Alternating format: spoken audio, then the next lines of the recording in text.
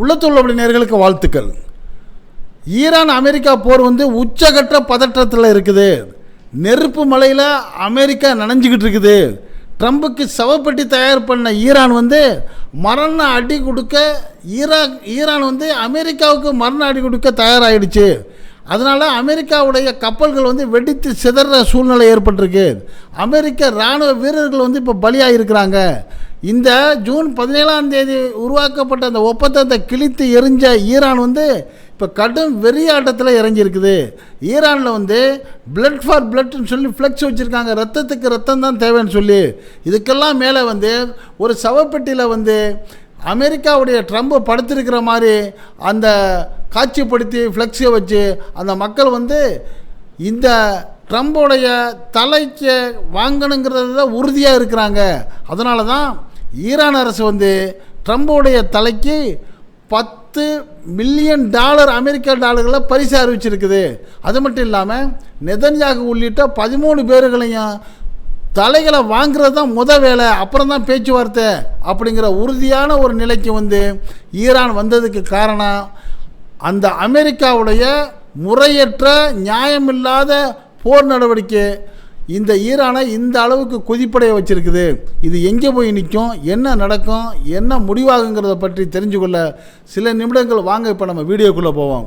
2026ஆம் வருடம் பிப்ரவரி 28ஆம் தேதி ஆரம்பித்த இந்த ஈரான் அமெரிக்கா இஸ்ரேல் போர் 4 மாதங்களை கடந்தும் உக்கிரமாக நடந்து ஒரு கட்டத்தில் ஒரு முடிவுக்கு வர்ற மாதிரி தெரிஞ்சிச்சு.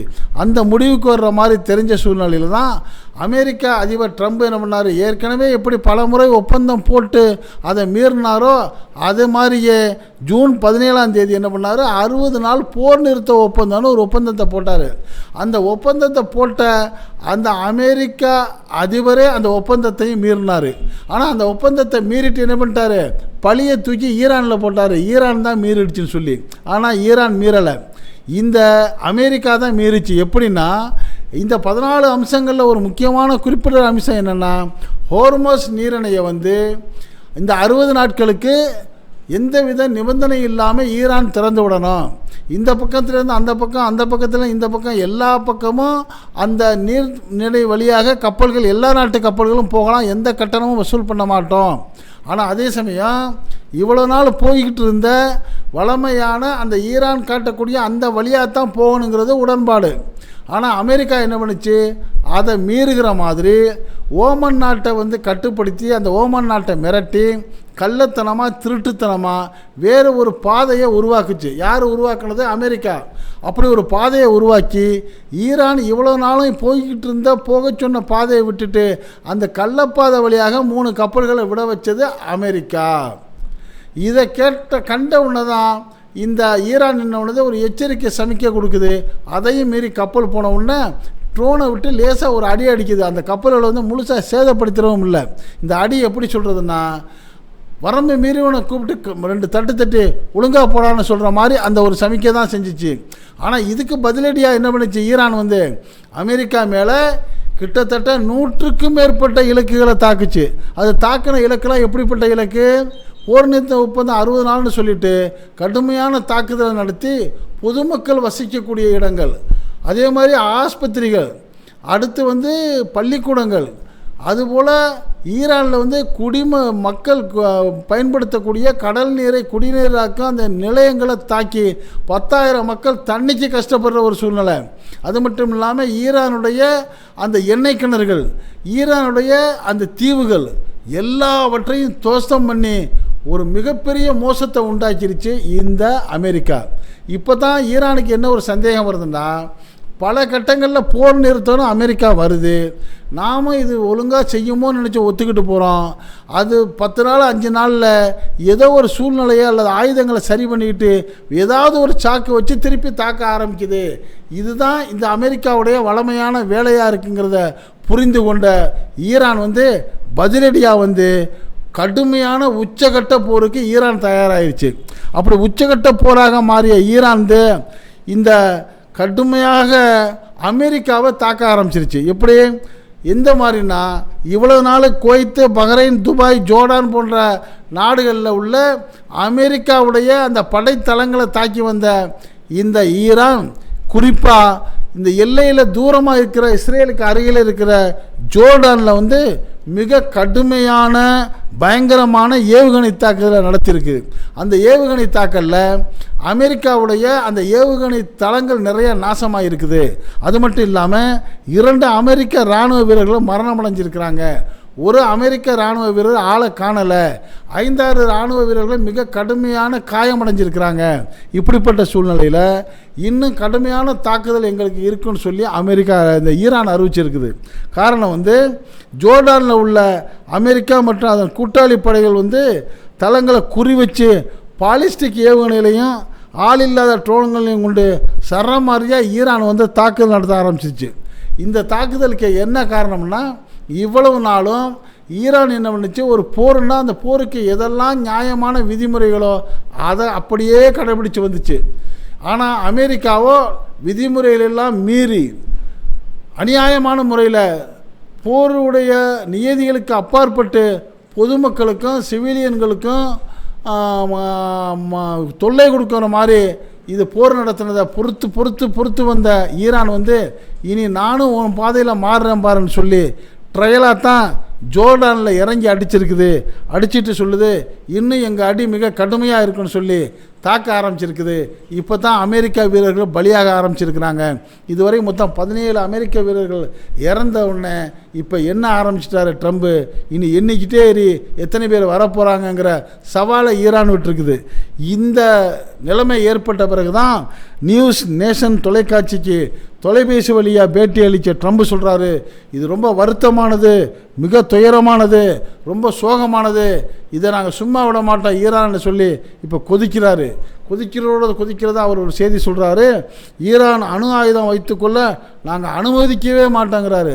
அணு ஆயுதத்தை பேச்சே இல்லையே ராசான்னு சொல்லி ஈரான் எப்போவே சொல்லிருச்சு. ஈரானுடைய சட்டப்படி, அவருடைய இஸ்லாமிய சட்டப்படி ஒரு அணு ஆயுதத்தை போருக்கோ உயிர்களை கொல்றதுக்கோ பயன்படுத்தக்கூடாதுங்கிறது அவங்களுடைய நம்பிக்கை. அதனால் அவங்க வந்து அமெரிக்கா மாதிரி எப்படி அமெரிக்கா ஜப்பானை குண்டு போட்டு நாசம் பண்ண மாதிரிலாம் ஈரான் நிச்சயமாக செய்யக்கூடாதுங்கிறது அவங்க மத தலைவருடைய கட்டுப்பாடு, ஃபத்வான்னு சொல்கிறாங்க. அப்படி இருக்கிறப்ப அதுகிட்ட போய்ட்டு நீங்கள் அணு ஆயுதத்தை பற்றி நீ சண்டை போடுற, அந்த அணு ஆயுதத்தை வந்து அவங்க வந்து மின்சாரம் போன்ற ஆக்க சக்திகளுக்கு மட்டும்தான் பயன்படுத்துவோன்னு சொல்கிறாங்க. அடுத்த விஷயமா வந்து இந்த ஹோர்மைஸ் நீரிணை வந்து எப்போவுமே இலவசமாக தான் விட்டுக்கிட்டு இருந்துச்சு ஈரான். அமெரிக்கா வம்புழுக்க போன பிறகு தான் என்ன சொல்லுச்சு, இது எங்கள் கடல் பகுதி, எங்கள் நாட்டுக்குள்ளே இருக்கிற கடல் பகுதி, இது வழியாக நீ போகணும்னா எங்களை கேட்டுத்தான் போகணுங்கிற அந்த உரிமையை வெளிப்படுத்துச்சு. இதை பொறுத்து கொள்ள முடியாத அமெரிக்கா வந்து இப்போ எப்படியாவது ஃப்ரீயாக போகணுங்கிற முடிவுக்கு வருது. ஏற்கனவே ஃப்ரீயாக தானே போய்கிட்டு இருந்துச்சு, நீ தானே வம்புழுத்து கேட்டு போட்டு விட்டாண்டு உலக நாடுகள்லாம் இப்போ அமெரிக்காவை பார்த்து கேட்க ஆரம்பிச்சிட்டாங்க. ஈரானுடைய வெளியுறவுத்துறை அமைச்சகம் இந்த ஒப்பந்தத்தை முறிச்சு அறிவித்த உடனே உலகெங்கிலும் வாழக்கூடிய அந்த அமெரிக்க குடிமக்களுக்கு அமெரிக்க அரசு வந்து ஒரு எச்சரிக்கை விடுத்திருக்குது. குறிப்பாக மத்திய கிழக்கு நாடுகளில் உள்ள அமெரிக்க மக்களுக்கு சிறப்பான எச்சரிக்கையை கொடுத்து நீங்கள்லாம் உஷாராக இருந்துக்கங்க, எந்த நேரமும் உங்களுக்கு ஈரானால் பாதிப்பு வரலாங்கிற ஒரு அறிவிப்பை கொடுத்ததுலேருந்து இப்போ கொலை நடுங்கி போய் ட்ரம்ப் இருக்காருங்கிறது தெளிவாக தெரிய வருது. இதெல்லாம் புரிந்து கொண்ட ஈரான் வெளியுறவுத்துறை அமைச்சகம் செய்தி தொடர்பாளர் இஸ்மாயில் பகாஜிங்கிறவர் சொல்கிறாரு, அமெரிக்காவின் நடவடிக்கைகள் வந்து மிக மோசமாக இருக்குது, அது வந்து நிர்வாகமாகவே தெரியலன்னு சொல்லி கடுமையாக தாக்கி பேசியிருக்காரு. அது மட்டும் இல்லாமல் அமெரிக்காவிடம் இப்போது ஒரு சீரான திறமையான ஆட்சி அமைப்பே இல்லை. அமெரிக்காவில் யூத செல்வாக்கு மிக்க ஒரு சில அமைப்புகள் திரைமறைவில் செயல்பட்டு அந்த அமெரிக்காவே ஒரு சரியான பாதைக்கு போக விடாமல் அங்கே அந்த நிர்வாகம் சீரழிக்கப்பட்டிருக்குங்கிற குற்றச்சாட்டை தான் ஈரான் வெளியுறவுத்துறை அமைச்சர் இஸ்மாயில் பகாசி வந்து தெரிவிச்சிருக்கிறாரு. இவர் சொன்ன இதே கருத்தை வரவேற்கிற மாதிரி அமெரிக்காவுடைய துணை ஜனாதிபதி, வேறு வெளிநாட்டுக்காரெல்லாம் இல்லை, அதே அமெரிக்காவில் ட்ரம்புக்கு அடுத்தபடியாக 2ஆம் நம்பராக இருக்கக்கூடிய அந்த துணை ஜனாதிபதி ஜேடி வான்ஸ் வந்து வாஷிங்டனில் ஜோ ரோகன் எக்ஸ்பீரியன்ஸுங்கிற நிகழ்ச்சியில் பேசுகிறப்ப சொல்கிறாரு, அமெரிக்காவை இந்த போருக்கு இழுத்து விட்டதுக்கு மூல காரணமே பெஞ்சமின் நெதன்யாகு, இஸ்ரேலுடைய பிரதமர் பெஞ்சமின் நெதன்யாகு தான். அவரோடு சேர்ந்த சில யூதர்களும் சேர்ந்து தான் இந்த வேலையை செஞ்சிட்டாங்க. எந்த சூழ்நிலையிலும் ஈரானிலிருந்து அமெரிக்காவுக்கு எந்த விதமான பாதிப்போ பயங்கரவாதமோ மிரட்டலோ கிடையாது.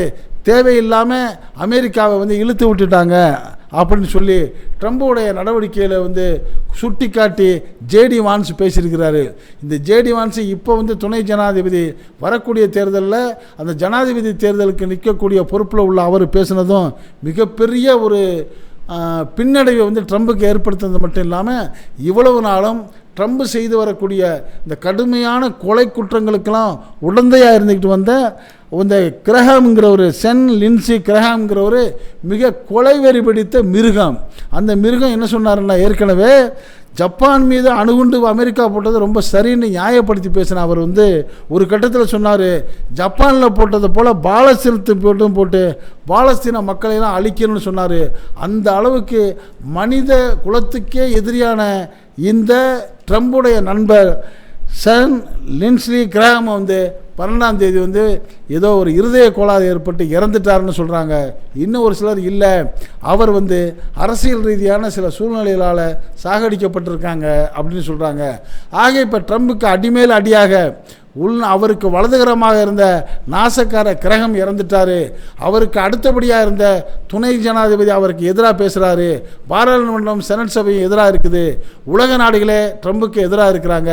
இப்படிப்பட்ட சூழ்நிலையில் தான் உக்கிரமான முறையில் இந்த போரில் இறங்கியிருக்கக்கூடிய இந்த ஈரானுடைய நிலைமை எப்படி இருக்குன்னா, அது முழுக்க IRGC ஈரானுடைய அந்த இராணுவ கட்டுப்பாட்டுக்கு போயிட்டதுனால முடிவு மிக மோசமாக இருக்கும்.